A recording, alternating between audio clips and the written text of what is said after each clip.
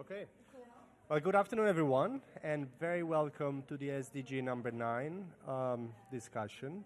I am happy to introduce two very powerful young leaders today. I have on my left Rosemary. I will not try to pronounce the surname, but you will do for us later. And we have Tere Gonzalez on my right. Let me start with Rosemary. You're leading the Water Youth Network, and as well the major group on children and youth representative. Can you tell us a bit more about the endeavors you do in that respect? Yes, and we've been working on SDG 9 already for a long time, and also linked, for instance, to the habitat discussion on sustainable housing, and also on disaster risk reduction, as it links also to infrastructure. And I think already these activities show how broad SDG 9 is and how much linkages it has to other processes. And that is also something that has come up in the discussions that we had, is that it links so much to the other SDGs, and that it actually facilitates the other SDGs. And also what we see is how difficult this SDG is, because it is so broad. It encompasses a lot of topics, and we can put a lot underneath. So the discussions become very broad, but they are super important as it supports all the SDGs. And I think there are two important statements that I want to make on this SDG. Is if you work on planning, how important it is to keep a human focus, human-centered, focused on well-being of people. And that also encompasses that you focus on sustainable development and keeping the environment as it is, investing in the environment.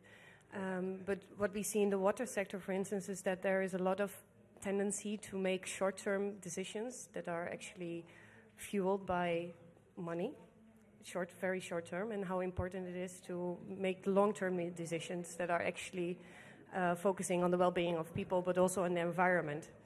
And I think that the second point that I want to make, that I find personally very important, and that also links to the goals of the SDGs, when we talk about innovation, also about infrastructure, but mainly on innovation when it comes up, is how do you make it available for the poor people? For people who don't have access to the infrastructure, and especially the digital infrastructure. So how do you get innovation to all the people that actually need it to achieve the SDGs? And I think that is one of the main questions. And we talk about frugal innovation, and I think we come up with that later on. Yeah. No, excellent. I mean, you touch a very important point, and in fact, you gave me the opportunity to introduce immediately our next speaker, because in fact, this amazing young lady, she's leading the Leader of Light Mexico, or Leader of Light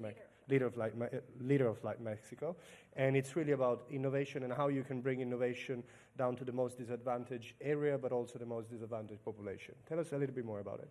Thank you. Very happy to be here. I was just thinking while you were mentioning how to bring infrastructure to the base of the pyramid, but actually I think innovation is also coming from the grassroots, from these communities. And I think that's what Leader of Light is about. We recycle plastic bottles from soda, water, use your favorite drink, and we transform that into solar lamps. That's amazing. I do think it's amazing. Seriously, when you see it right there working, either if it's a street light or is light inside a house, the house of a family, in any settlement, any community that you can name in almost every country, middle-income country or low-income country, they have this need. Many communities are out of the grid. They don't have access to electricity or any sort of power. With this bottle, that is something that would be in the corner of any road, any street, on any community, because these products are everywhere, and we need them. We need water, we need drinks. They are just right there. We take them and we install a small solar panel, a circuit that is very, very easy to put together. Even kids in elementary school or in middle school are doing this. And with that, you can just light up a house, light up a room, light up a soccer playing field. You can light up a school, a space for people to start their businesses, for example, small pop-up shops in any of these communities that we can imagine. We always see them on the media. We see them if you are an activist you probably see this, slums in India, you see settlements in Mexico, in the outskirts of any city almost. Right. No, it's amazing, and I think, well, thank you very much for that, and really, and it's an incredible endeavor, an incredible story. So why listening to this? I was wondering, but do you guys function as a social enterprise? Do you have a business model, or it's rather on a non-profit organization? Leader of Light is a non-profit organization. Actually, it is an open source organization that was born in the Philippines, but that is now present in almost 35 countries around the world. So with this open source model, what you can do is start your own chapter in your city, in your country. I was very fortunate to start the chapter in Spain while working with gypsy communities. Also to incubate the model and leave it in local hands in India, in the cities of Bombay and Hyderabad, and then in Mexico, my home country.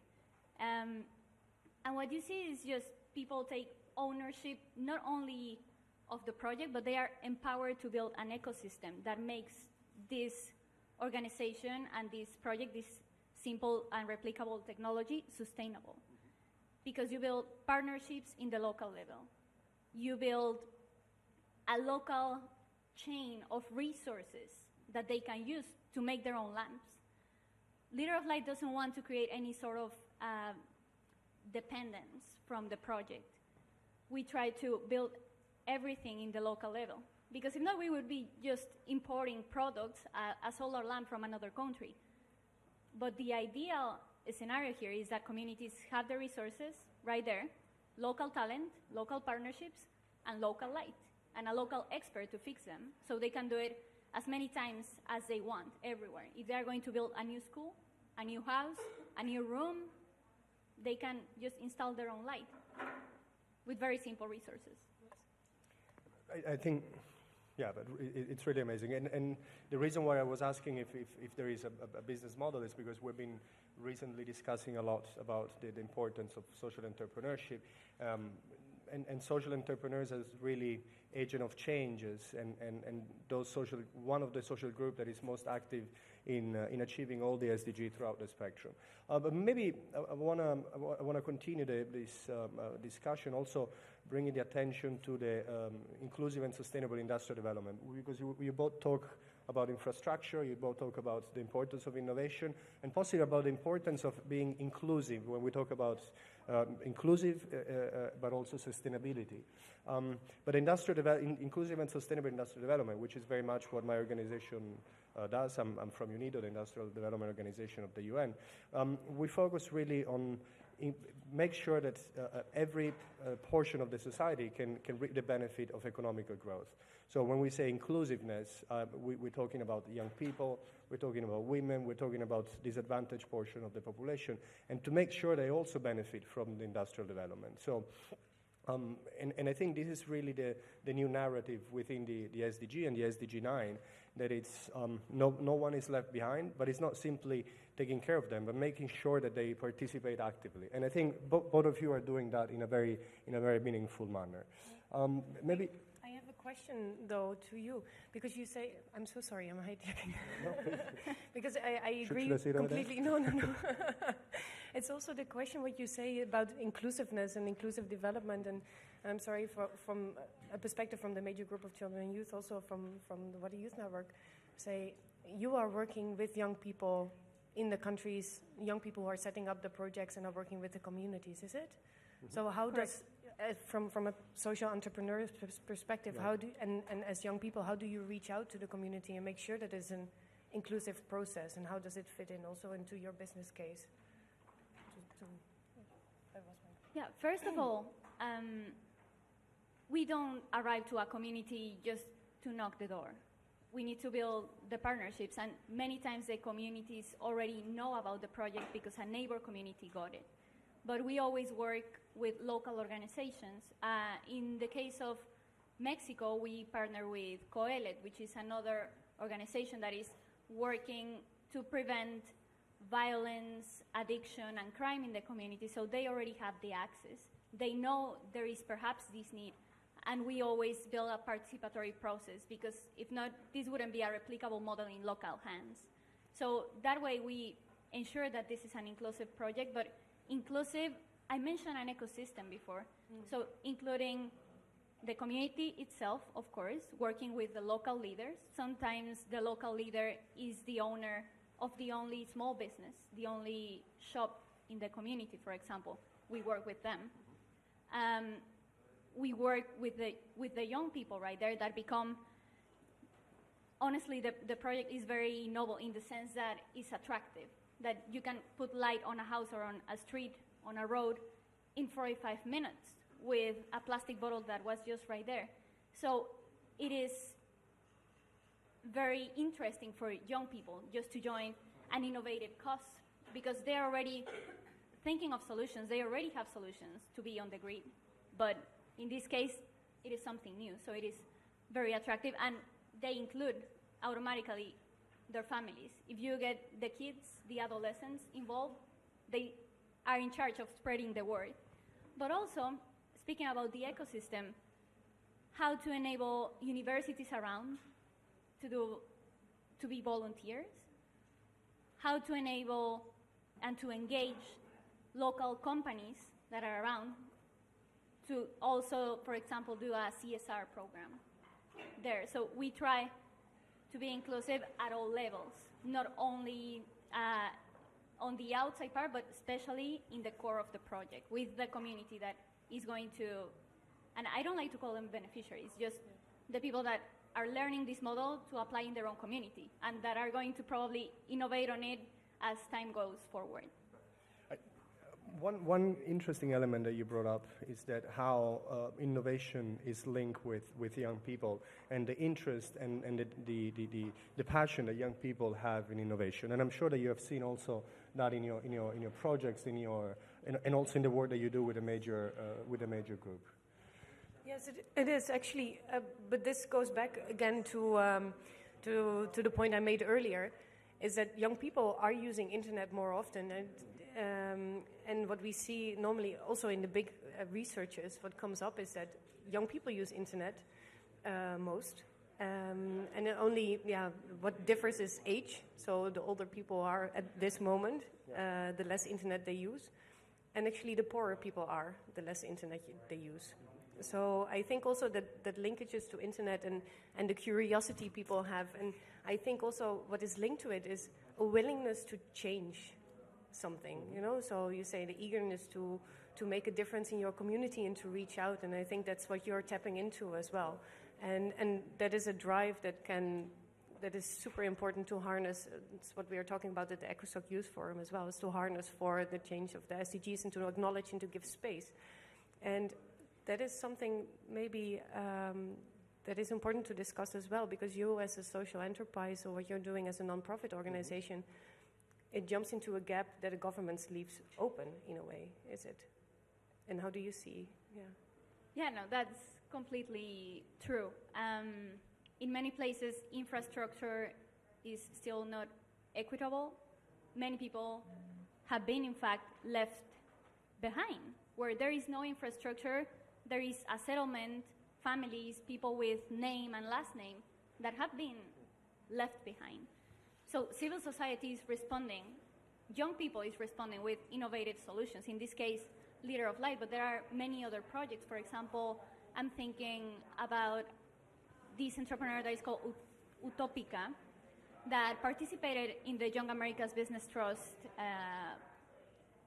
one of the programs from the Young Americas Business Trust. And what she did was also, by recycling plastic bottles, she developed a system for houses to float, for schools to float, and they don't need to move to a different place every time they have a flood, they have a storm, or they have a typhoon coming. So I think we are full of innovative solutions that actually can serve as a best practice for infrastructure and for governments to develop new solutions in partnership with civil society. Well, you see, what I really treasure from these is that when there is opportunities, young people and possibly social entrepreneurs are really on the forefront to find a solution that can benefit their community, but in a responsible, sustainable, and possibly economical manner. And this is why we're so adamant in promoting social entrepreneurs, because first, they apply innovation, they apply solutions that are sustainable, and they apply to community, as you were saying, that maybe are not so, well, they're left alone or they're left behind for a number of reasons. So that's why I think the concept of social entrepreneurship, and I know I'm saying that over and over again, but that's why I still want to emphasize that. I don't know if we have any question from online. Not quite yet, but you will let me know if there is any. Any other remarks on this?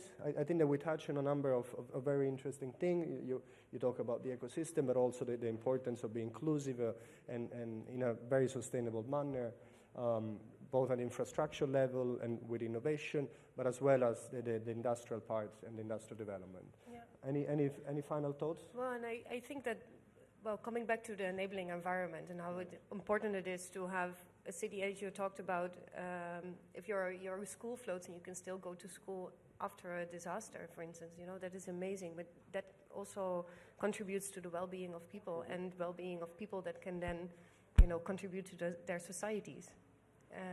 And I think what is additionally important is digital infrastructure. And that is something that we have to stress and stress and stress. Absolutely. Because what we see in our work is how easy it becomes to share knowledge, how to share messages.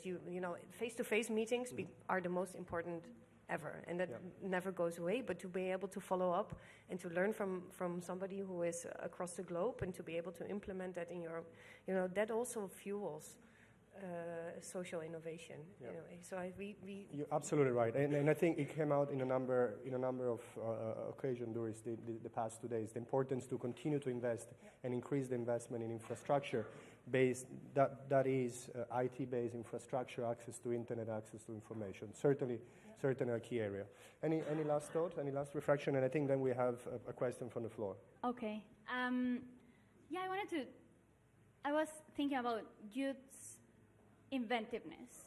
That's what we've been talking about. And I think that also reflects, we've been saying during these past 2 days that we are the most connected generation, but there are still many that are not connected. They are not there yet.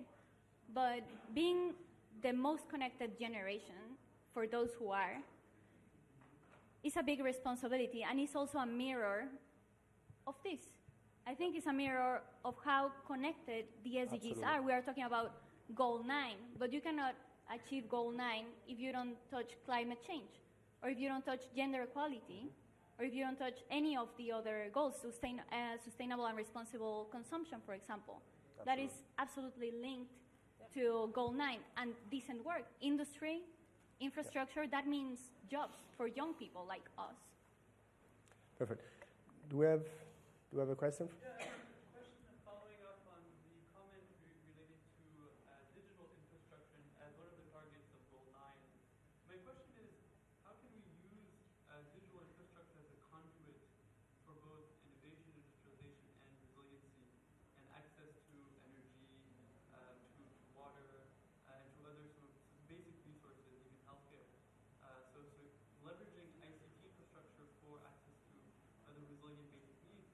And also thinking about, which I think you just mentioned, linking it to jobs. How can we promote digital skill sets for young people that contribute to sustainable livelihoods and to decent jobs?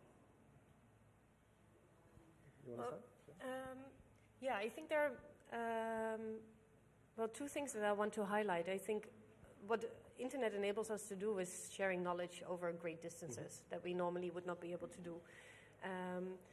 And for instance, for the Water Youth Network, what we're doing is we're trying to identify which organization is where in the water sector, which young organization, and share their best practices to make the network visible in a way that normally, like, unlock the potential of all these organizations and be able to, enable them to share with each other.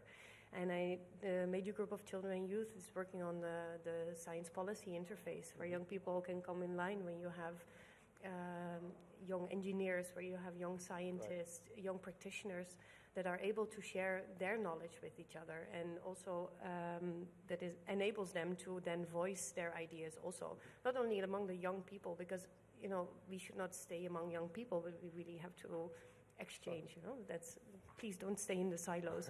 But this is amazing already to have these talks, and you're reaching out and you're sitting here. So things are going well, I think, in that regard. So these are the things that I really see that the digital infrastructure is helping us. But still, what we need to stress is that not everybody has access. Not quite yet.